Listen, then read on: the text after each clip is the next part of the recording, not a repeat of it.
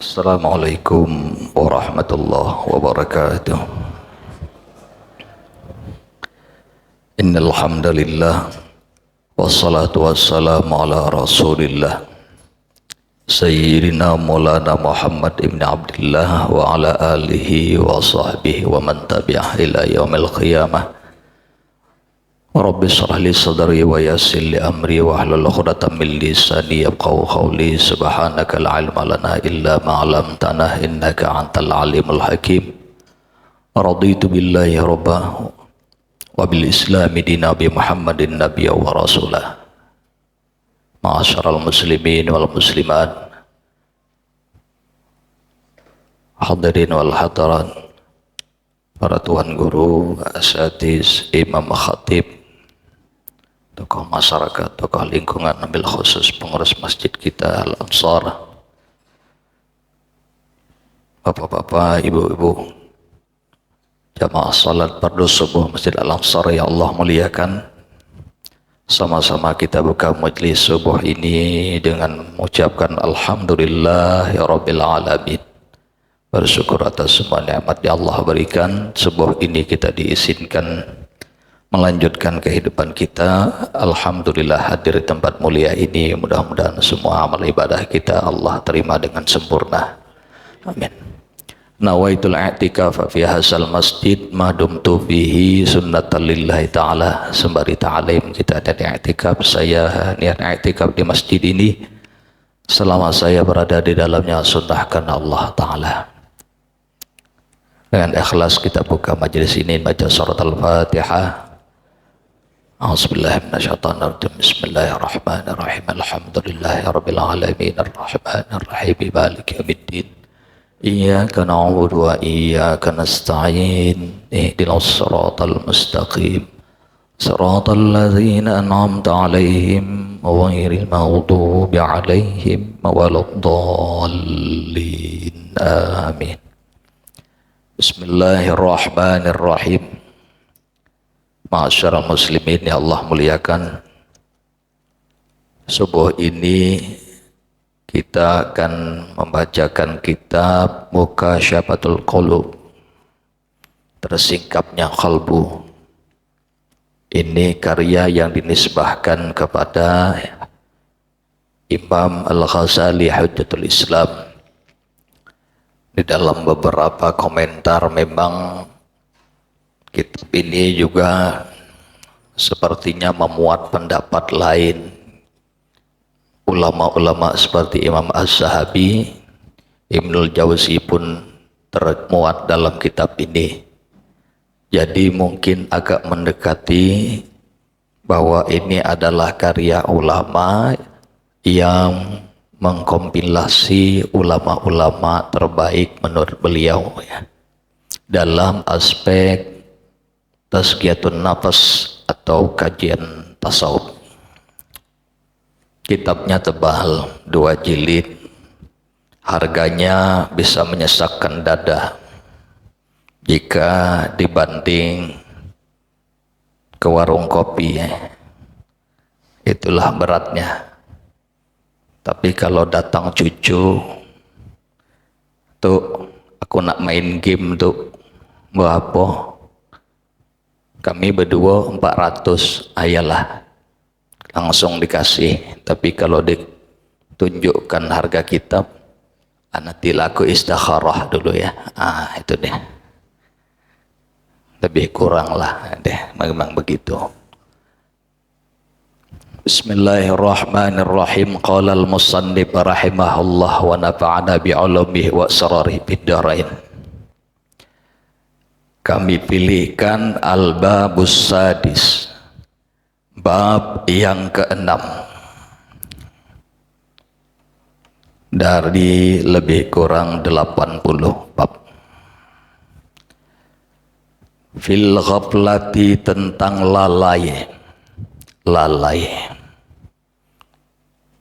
Lalai itu kata Imam Al-Harawi 481 Hijrah, sitrul qulub ala idrakil haq, hati tertutup dari menyadari kehadiran Allah Subhanahu wa taala. Hatinya terdinding, tidak ingat Allah. Lalai. Lalai ini bisa karena tidak tahu sama sekali. Bisa juga, dan ini yang lebih cenderung, dia tahu tapi teralihkan perhatian itu oleh yang lain. Dengarlah, cuma ada yang mengalihkan pendengarannya itu sehingga tidak perhatian. Kaget kalau sudah selesai diingatkan baru tersentak, oh iya ya, namanya ghaflah, lalai. Kelalaian itu dapat menambah kedukaan, tazidul hasrah, dapat menambahkan kedukaan.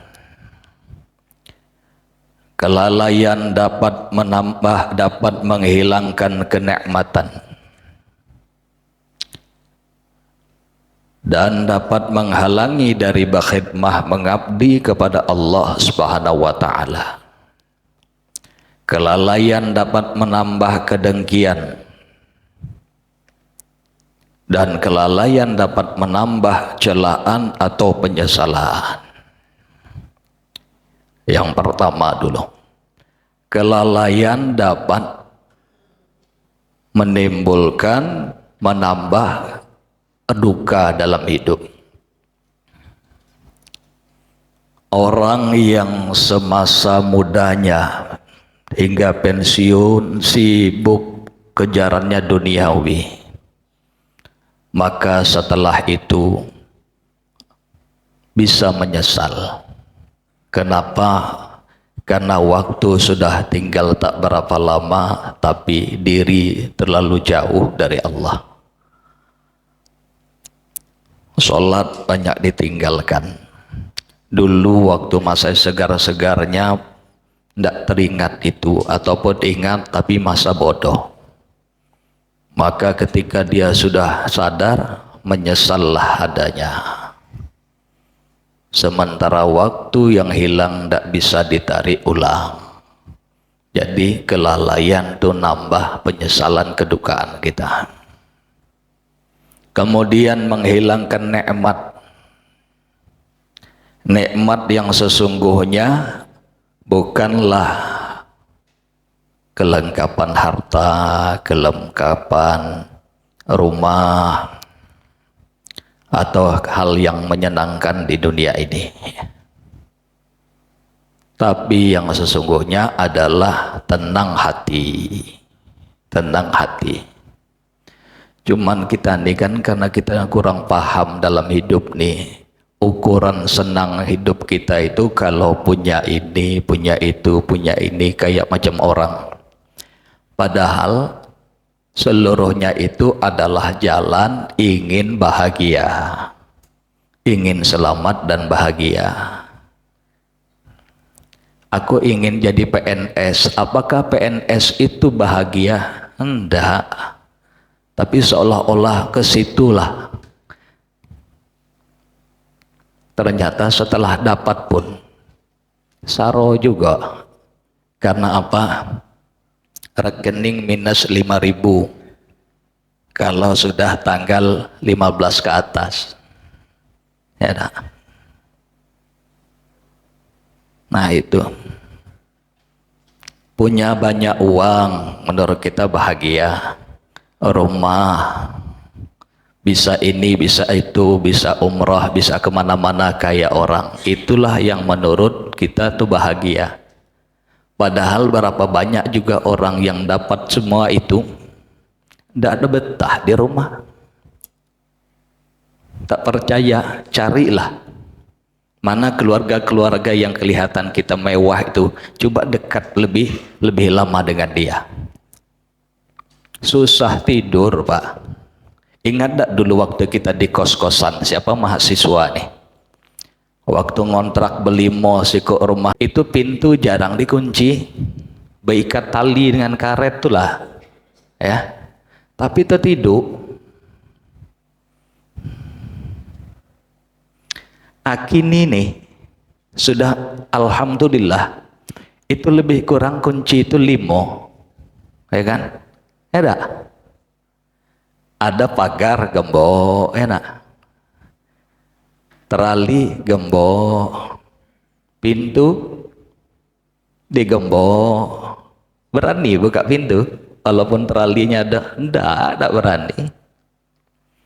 Gergaji kawan, selesai. Tuh di pikiran ada tuh. Apalagi sempat dulu musim maling yang pakai hipnotis, yang kalau ada unsur besi dia bisa terbuka. Wah, itu cemas. Oh, berarti ini mesti diikat selain besi, cari lagi logam lain. Ada pintu, nanti di kamar kunci dah. Di kamar kunci lagi, nak tidur tuh. Terakhir kode berangkas. Itu kalau ada berangkas, kalau ada mana meletak cincin yang 7 itu kan, itu 7 warna itu kan ada itu ada kuncinya. Berarti itulah yang selama ini dikejar. Ndak tidur tuh. Abu Rizal Bakri tidak bisa tidur kecuali kalau sudah pakai piyama.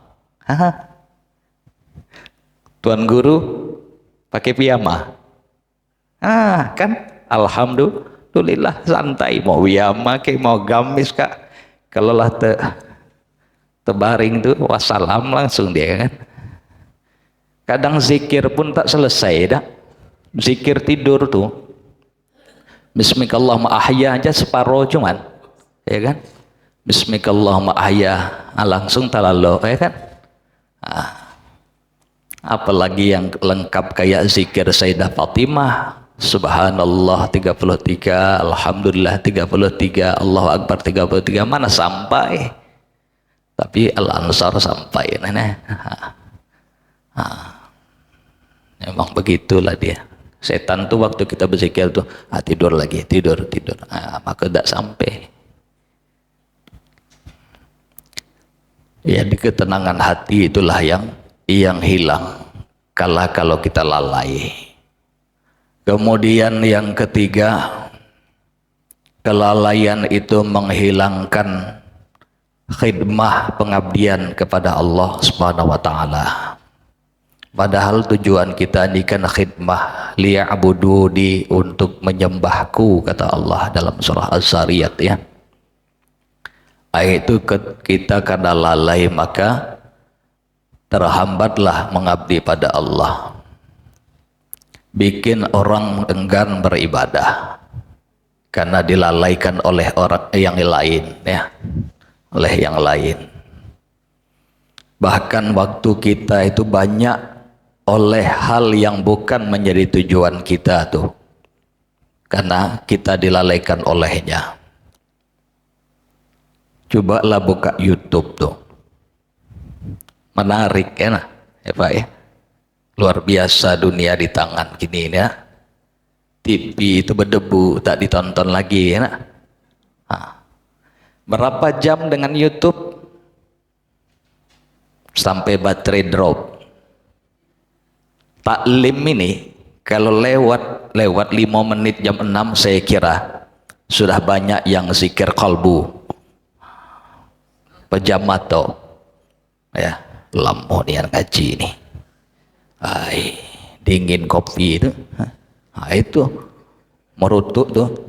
Tapi nanti kita tutup menjelang isyraq ya, supaya tak ada banyak ngobrol kita antara ibadah subuh, zikirnya, munajatnya, ngajinya, kemudian langsung kita sembahyang isyraq sekitar jam 6 lewat maghrib berapa? 9, kurang. Lewat 7 begitu, lebih kurang. Jadi tak ada pembicaraan karena ada ikhtilaf ulama. Bolehkah sholat isyraq kalau setelah ngopi di belakang? Mayoritas mengatakan putus karena hadis itu begitu. Siapa orang yang sholat berjamaah di masjid, kemudian dia berzikir, kemudian terbit matahari, setelah itu beberapa saat sholat 2 rakaat, maka dapat pahala umrah dan haji sempurna. Bagaimana kalau di tengah-tengah diputus dengan ngopi? Nah, itu makanya kita pastikan sebelum itu baru kita sudahi. Kemudian berikutnya lagi,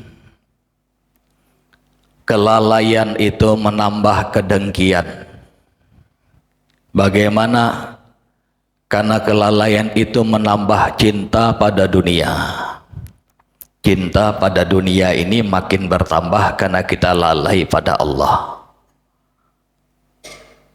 Iyalah, karena kalau tidak terkait dengan Allah pasti masih wallah. Sembahyang yang 5 tidak tentu, berarti kita ditarik oleh selain Allah. Maka kalau sudah bercinta pada dunia ini, salah satu masalahnya adalah timbul kedengkian melihat orang lain lebih baik dari kita. Karena kita tidak kembali tarik kepada yang pemilik semua ini. Kita hanya melihat kalau orang itu sukses, orang itu maju, orang itu lebih dari kita, maka timbul kita dengki. Mengapa dia begini-begini? Akhirnya dibakar oleh hasad hati itu ya. Karena ukuran kita dunia, bukan Allah atau akhirat. Maka pedagang itu yang lalai dari ibadah, timbullah kejarannya, waktunya ingin mengejar sebanyak-banyaknya pun di dunia. Timbul kompetisi, bahkan kedengkian dengan sesama pedagang yang lain. Mengapa mereka lebih laris? Ia lupa semua itu adalah rezeki dari yang pemilik semuanya, yakni Allah, bukan semata-mata ikhtiar itu. Kedengkian ini melibatkan setingkat, kata Imam Ghazali ya. Kalau ustadz sama ustadz, apa majelis dia itu rame, padahal dia itu kan adik kelas aku. Nggak tahu jamaah tuh aku lebih alim dulu, aku senior. Akan begitu tuh mulai dikipas lagi, naik dengki itu. Pedagang juga sama pedagang, tukang gunting sama tukang gunting juga. Kasubag dengan kasubag, nggak mau dengan kepala dinas, agak berat dikit, ya kan? Kepala dinas dengan kepala dinas, ketua Dharma Wanita dengan ketua Dharma Wanita lah. Tidak mungkin dengan yang bawahnya, dia selevel, seangkatan. Ulama dengan ulama. Itu karena lalai dari Allah. Kemudian yang tadi juga menambah celaan, ini berasal dari lingkungan orang-orang yang lalai. Maka tentu dapat celaan dari Allah dan juga orang-orang yang melihat kita mungkin jauh dari Allah, bawaannya marah, temperamental. Kalau ada dia bahayalah pengurus Masjid Al-Ansar, habis pokoknya pembukuan diangkatnya terus. Akhirnya kan berbisiklah yang lain, susah kalau dia itu salah galau katanya. Umpama gitu kan. Karena boleh jadi dia semata-mata memperhitungkan duniawi saja, pengen dia terlihat lebih itu. Atau akhlak yang mungkin menyakiti orang lain karena lalai, tidak ingat.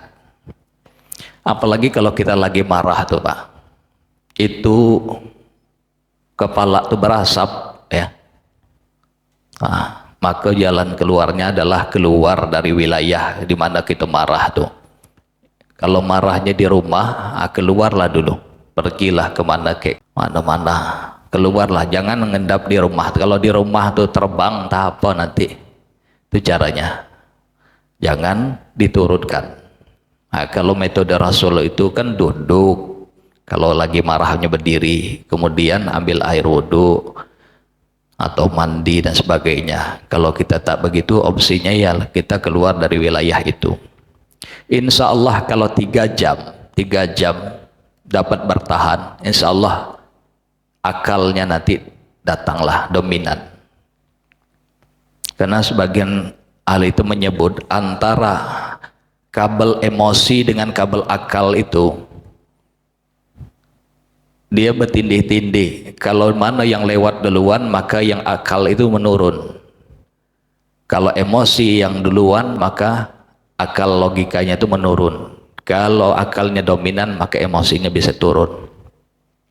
Nah, maka mesti menunggu dia supaya akal sehatnya itu hadir.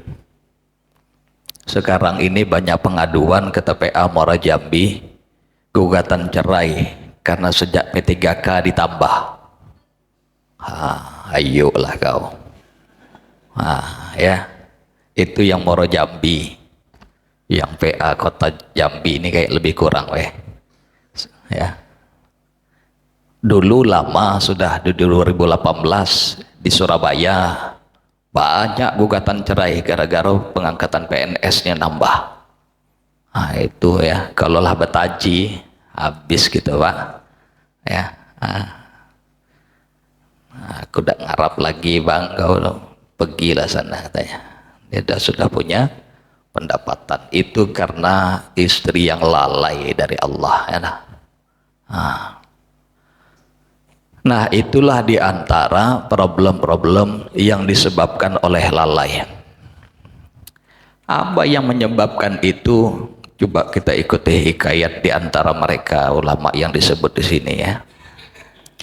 Dikisahkan salah seorang diantara orang soleh melihat gurunya di dalam mimpi. Lantas dia bertanya kepada tuan gurunya, apakah kedukaan yang paling besar menurutmu tuan guru? Ayul hasrah a'zam 'indakum. Maka tuan gurunya menjawab, hasratul ghaflah, yakni penyesalan atas kelalaian dalam hidup. Itulah yang terbesar kata tuan gurunya. Banyak lalai dulu aku. Itu aku sangat sesali. Andailah bisa lagi kembali ya. Kemudian juga dikisahkan ada seorang laki-laki salihin. Dia melihat ayahnya di dalam tidur dalam mimpinya. Wahai ayah, katanya, bagaimana sekarang kondisimu, kaifa haluka? Si ayah berkata, wahai anakku, kami hidup di dunia dulu ghafilin, lalai, dan kami mati sekarang pun dimasukkan dalam orang yang ghafilin, orang yang lalai. Jadi waktu dulu lupa sama Allah, lalai, maka di akhirat, di dunia alam barzakh pun kami dimasukkan, dimatikan dalam keadaan orang-orang yang lalai. Nah, itu mirip hadis Nabi ya. Kita ini akan dibangkitkan sebagaimana alama mata alaih, kullu abdin yub'asu alama mata alaih, atau kama qala, setiap hamba akan dibangkitkan sesuai dengan bagaimana waktu kita wafat. Kalau kita husnul khatimah berarti waktu dibangkitkan juga baik.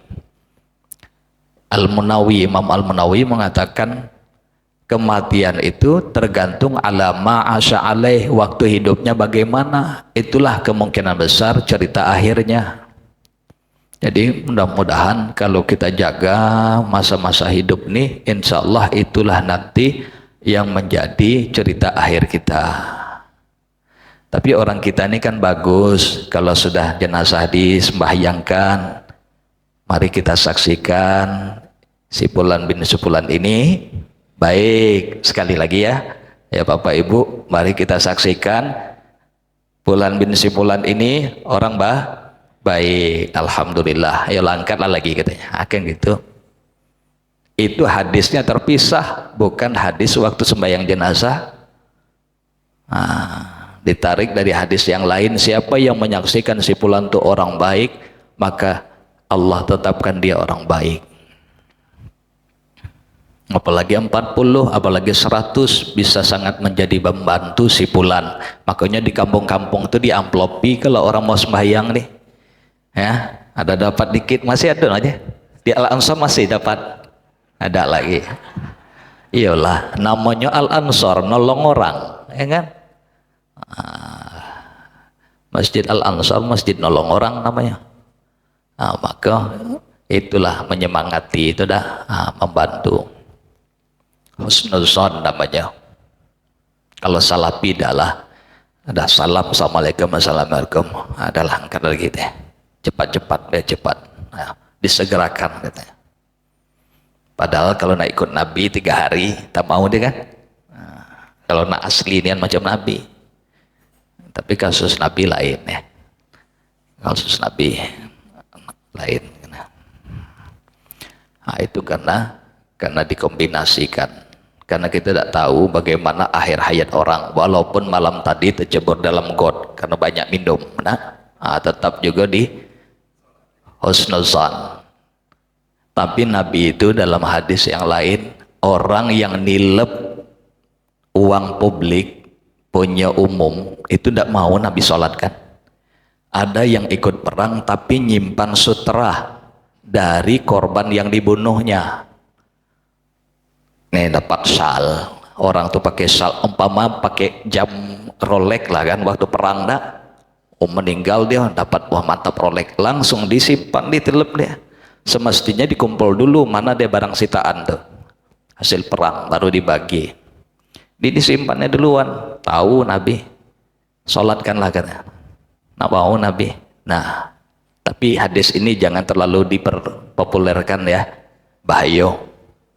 Ya, itu baru sutra ini. Bagaimana kalau anggaran? Oh, bahaya. Cuman balikkan itu. Jambi ini penduduknya 2.700.000. Cuman nak minta halal ya. Berat ya. Orang seorang aja susah minta halal, apalagi yang 2 juta nih. Minta ridhonya kemana? Nauzubillah. Sebisanya dipulangkan, sebisanya. Boleh tidak diwakafkan?